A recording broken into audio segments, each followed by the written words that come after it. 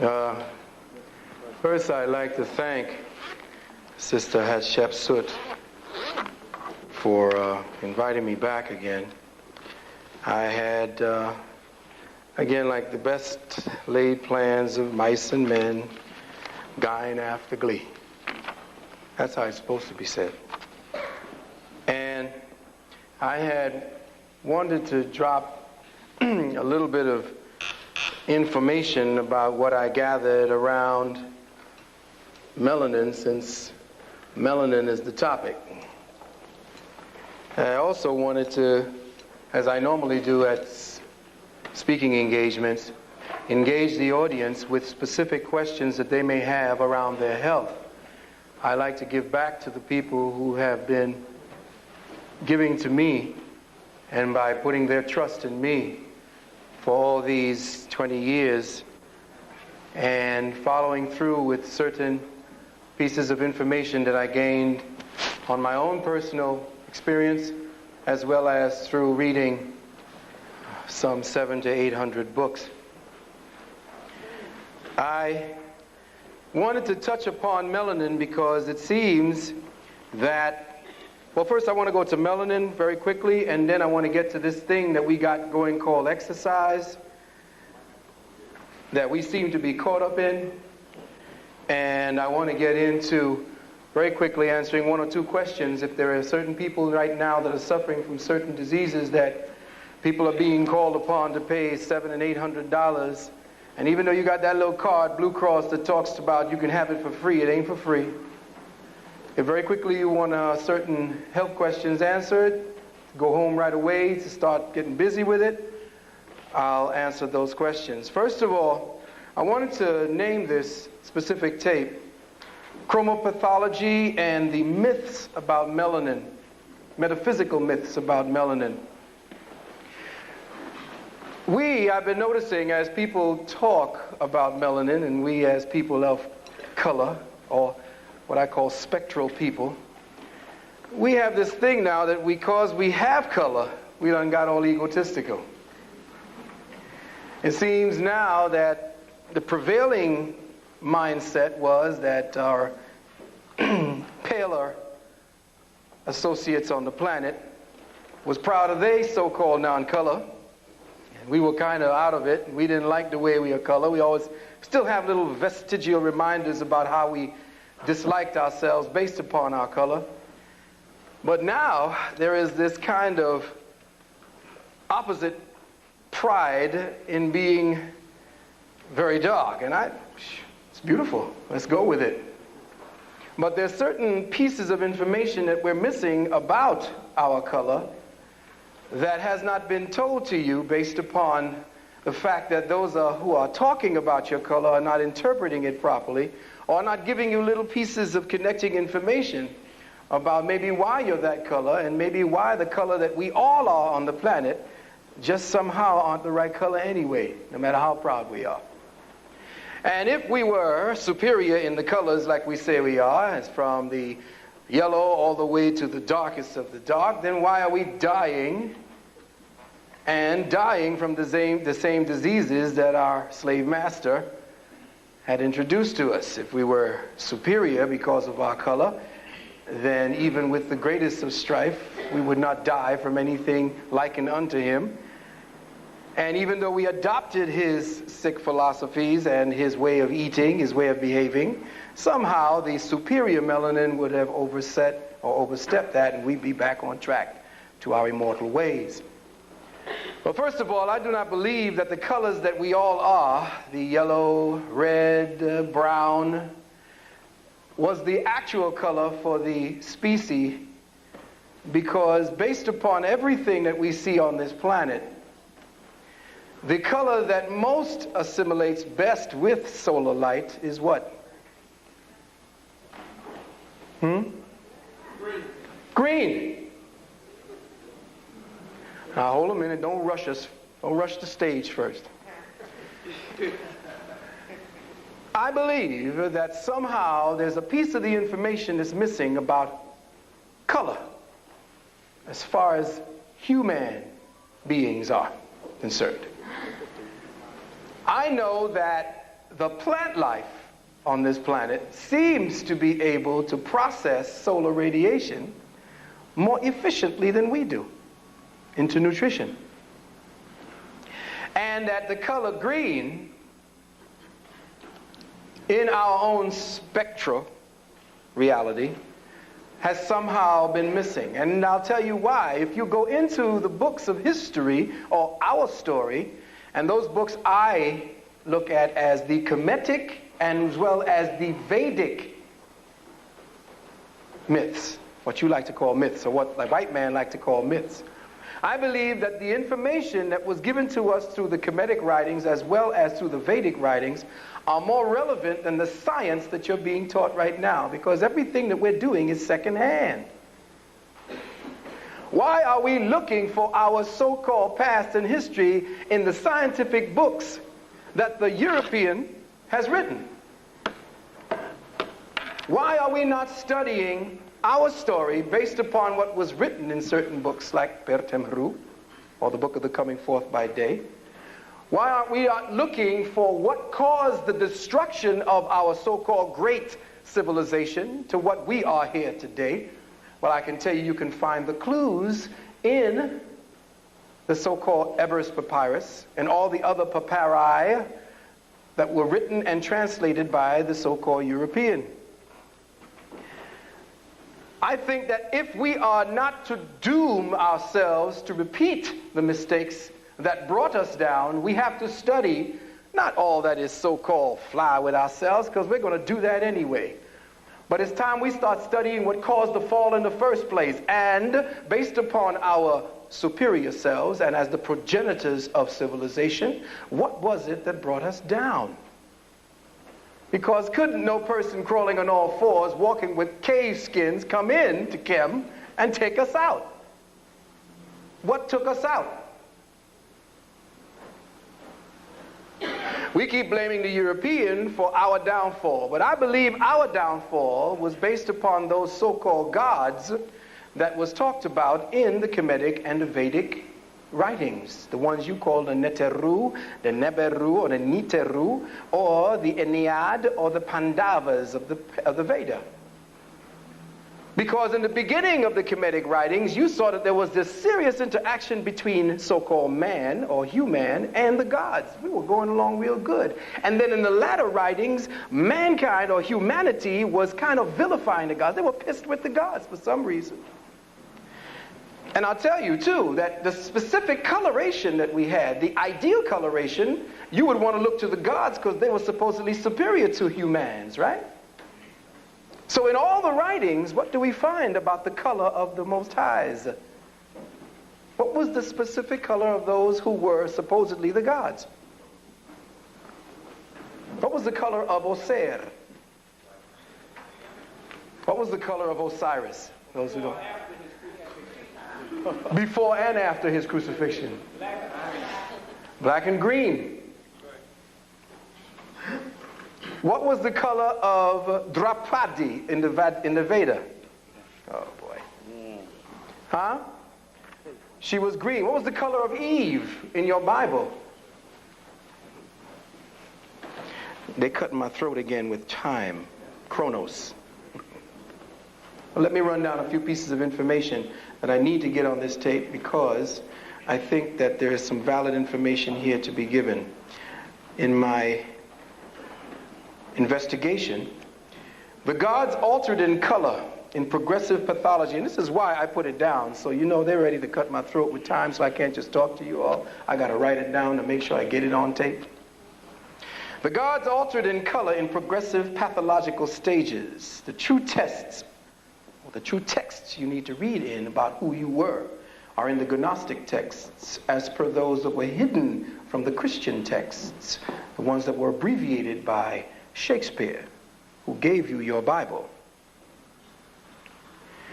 But in the Kemetic and the Vedic texts, they come right out and tell us. Homer, that so-called Greek writer, came right out and said that we mortals were to see the primal gods. If we were to see them, it would drive us crazy, because we humans would have seen how much we changed. According to Kemetic and Vedic histories, the gods of the primal family, the Ennead or the Pandava, were green-skinned. A great disaster of thermonuclear proportions wreaked havoc on the environment, forcing changes in our metabolism. Kemetic sources stated that they had turquoise skin, and why that stone, turquoise, as well as malachite, was held in such high esteem, also by the Amerindians. Oser, the only god shown, is always shown as green-skinned and hands. Most Kemetic statues of royalty are done in green schist or in malachite. Of Ast, or Isis, they say, bestower of life, lady of life, creatrix of green things, bestower of life, giver of her goods to the gods, and giver of offerings to the spirits, green goddess, whose green color is like unto greenness of the earth. This is Osiris in the Resurrections. You can get that in Wallace Budge's books. In the Veda, Draupadi, the daughter of the gods, had green skin of beryl stone. Esther of your Bible, read in your Bible Esther. Her skin was greenish like the green of a myrtle. This was in Hebrew myths. I'm giving you the books you can go and check. In the same book, Adam in Hebrew myths was also of olive skin. There were actually 5 skin types written about in Kemetic and Vedic texts: green, red, yellow, brown, and white. The blackness as we know it, essentially, was only specific to a different class of gods. And this would be a powerful literary historic indication of the progressive stages of disease called chromatism, something like vitiligo. And was obvious that they had lost a vital molecule, that the vital molecule lost that changed the green tone of us was magnesium. Magnesium molecule is lost from the melatonin. And iron took its place. Now let me ask you a question. What happens when you have iron and you mix it with water and oxygen? What's that? Rust. So essentially, everybody who's telling you that the base of your blood is iron, mix that with certain types of atmospheric pollutants, and what do you get? Rust. So if you are the ideal creation of the gods, what would be the base metal of your blood if you wanted to be an ideal creature? What is the most precious of your metals? Gold. That's right. The basis of your blood was gold at one time. It didn't rust. Why are we aging? Why is oxygen, contrary to belief, a toxin to us at times? Because it's not in connection with the other elements that together create a harmonious environment. Sucking in oxygen all the time is toxic to the system because it has certain radioactive isotopes in it, 14.0, 15.0, 19.0. And oxygen creates free radicals. So if oxygen is so good for us, why is it that it's creating free radicals within our system? I can't get all deeper into it because of the time span. Let me just cover this quickly. In the ancient text, there was a frequent reference to the wheel, and the reason why we have lost that green melanin color, or that green color in our melanin, was because of atmospheric changes, anomalies, magnetic anomalies that had changed. In the ancient text, there is a frequent reference to something called the wheel, and the fact that certain powerful gods were given charge of it. In the Veda, his name was Kapila. This wheel represented the magnetosphere of the earth, and is sectioned with different complex fields. Something called the magnetopause, the geomagnetic equator with the shock wave layer, a trap radiation region, a neutral layer, zone of auroras, and magnetic lines of fields, or magnetic field lines. This you can find in the Geomagnetic Field of Life by A.B. Dubrov. The same resonance the earth has is the same resonance that your cells give off. But around the earth is a field, a circle, as there is around the sun, of negative and positive magnetic elements. In Kemetic history, the Neter Oser, when he takes command of Chem, after the great flood, or what you call the great nuclear flood, is given control of the wheel. And his body is shown as a circle with his feet touching his mouth. In Kemetic history, Plutarch, of this Kemetic history, Plutarch, and we all know who Plutarch was, he was studying Chem, wrote that by Anubis, the one you call Inpu, they understand the horizontal circle which divides the invisible world from that which is called Nefretz to the visible world which they call Isis or Ast. And as this circle equally touches upon the confines of both light and darkness, it may be looked upon as common to them both. And from the circumstance arose that semblance or that resemblance which they imagined between Anubis the dog, which is Sirius, it being observed of this animal that he is equally watchful as well by day and by night. They're talking about the Sirius star system. Green skin may seem crazy, but it clarifies many oddities about our present biochemistry. The Neteru must have had an excellent balance of zinc, copper, magnesium, and iron in their bloodstreams. To have green skin, copper would have to have been in abundance in the blood. In other words, their blood would have had to have been more like chlorophyll, maybe even a gold color, and they would have not had to been able to take a heavy CO2 atmosphere.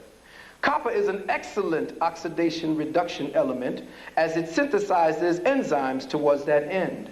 We know chlorophyll and human blood are nearly identical, but only one major factor keeps us from having efficient oxygen transference as the plants, and that is the loss of iron. I ain't doing this. This is just jumping back and forth to give you certain pieces of information. Fragmented, it doesn't seem to connect too good. But this color that we have, this brown color that we have, only came after the fall that you speak about. And if you look at the fall that you talk about in your seasons, what color do the trees turn to? And what else? Yellow, gold. Yes. I can see a bunch of yellow, gold, and brown people in here now.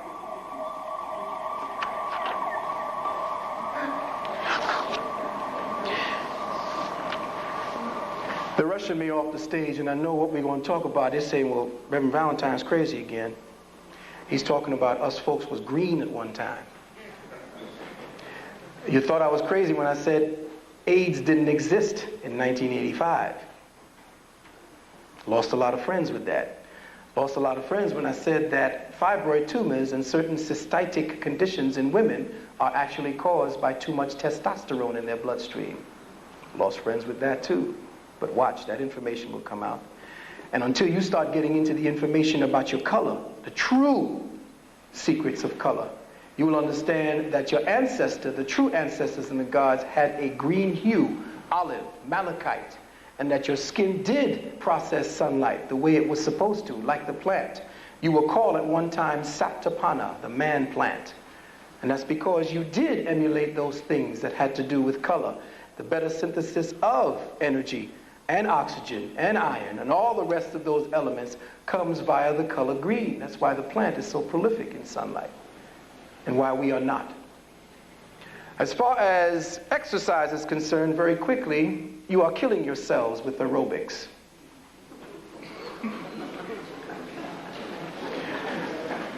And I say this quite seriously for those of you who feel that you've got to go out and lose weight based upon you exhausting yourself. Sweating to our ancestors and those gods was something that you never did. Bleeding was also very embarrassing to the ancestral gods. Sweating, you lose all types of nutrition. Anytime you accelerate the life force within your body, you accelerate death, especially since you're breathing in the amount of oxygen. And I see this happening with our brothers and sisters, running in these streets of New York, inhaling this car smoke and expecting to tell me that they're healthy. Great ancestors never did any kind of this mad aerobics when they were dealing with their health. They did Tai Chi. They did certain types of healing that came from breath. From breathing alone, you can lose weight. But you're not being told that, because aerobics is an industry. Aerobics to the sisters is deadly, because just the fact that they have these delicate eggs jumping up and down and bouncing all around, you wouldn't do that with the eggs you shop at the supermarket, but you're doing it to yourself. Aerobics are destroying you because you don't understand why aerobics were invented. Aerobics were for the white man, the pale man, because he has a problem processing ferrous iron, heme iron into ferrous iron. In other words, the way his iron content is in his system, he can't transport oxygen properly. The way he transports oxygen is by hyperventilating himself. So what does he do? He has to constantly be on the move. He has to constantly have a drink in his hand. He has to constantly be doing pathological things to keep up with his health. He can't process oxygen properly. So he invents certain sports in order to hyperactivate himself to survive. And what do? You follow him. I know from being a West Indian and living in the West Indies, those people that were living to 80 and 100 weren't jogging 10 miles a day. If you could get them to barely walk fast enough to keep up with you, to have kept up with you, you were good. Those are the people that live long. But this constant inhaling and processing of toxic oxygens, especially with CO2 in the air as it is, you are killing yourself. And just like any light bulb, if you have a light bulb that's 40, a 40 watt light bulb, if you pump 220 watts through it, what happens? It burns real bright for a minute, and then what? Boom. Well, that's what you're doing to yourselves, beloved brothers and sisters. You're accelerating your life force, and you're burning bright, looking healthy, but you're aging more quickly. We don't have enough zinc in our systems, and this is why our sisters labor so much in childbirth, because of the lack of zinc. Don't believe that your dark brown color is all as it cracks up to be. It's a beautiful color. It is more superior to the pale man, but it still lacks something. And that lack is the color green, that chromatophore, that green, that magnesium that gives you the chlorophyll base. I love it. I'm going to get out of here, and I'm going to let you know that this Friday, if you want to pick up on this information, I'm going to be at the When Worlds Collide at 7 o'clock. And I'll discuss that along with those who wish to find out what they're getting ready to do with us through the vaccine programs. And how the vaccine programs have now been sanctioned, and that how they are going to use certain paramilitary peoples like, what do you call these people that they can call from the job and do these things with? No, reserves. Come on with it. That the reserves are going to be used in order to go with the social workers to make sure that your children in their homes are vaccinated. They're going to come door to door to you now in the Clinton plan. So if you want to find out more about how you can prevent having to get these vaccinations, and more about how we can deal with melanin based upon the melanin that is just in the middle of perfect and just left of toxic. And how your melanin has to be enhanced by proper nutrition, and not just because you're in the sunlight, because the sun is going to do just as much damage to you all now as it's been doing to the European. Mark my words, because of the atmospheric change and the geomagnetic flux. So if you don't better go out with your hats at the beach, you're going to get the same sunburns Europeans are going to be getting. Trust me. With that, I'd like to thank Hatshepsut for the moment I have, and you can call me at numbers 718-756-1122, 756-1122, and if you want to keep up with this conversation, meet me down the way at When Worlds Collide, Friday at 7 p.m. It's on Flatbush Avenue, right at the corner of Livingston Street. Right down the block. Trains, I like this. The trains are the number 2, 3, 4, or 5 to Nevins. And just walk south Once again, I'm in gear 4, and I'm whizzing past you all. So much to do, so little time. I thank you.